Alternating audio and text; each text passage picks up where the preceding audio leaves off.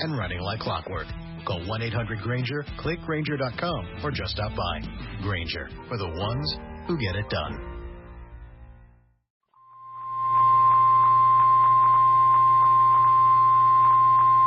The National Weather Service in Boston has issued a severe thunderstorm warning for southwestern Worcester County in central Massachusetts, southeastern Hampshire County in western Massachusetts, southeastern Franklin County in western Massachusetts, eastern Hampton County in western Massachusetts, until 3:45 p.m. Eastern Daylight Time. At 2:49 p.m. Eastern Daylight Time, a severe thunderstorm was located near West Springfield, moving east at 40 miles per hour.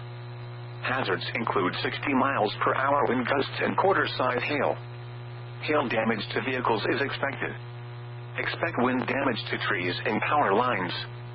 Locations impacted include Worcester, Springfield, Chicopee, Westfield, Holyoke, Amherst, Northampton, Agawam, West Springfield, Ludlow, South Hadley, Holden, Webster, Southbridge, Auburn, East Hampton, Longmeadow, East Longmeadow, Belchertown, and Wilbraham.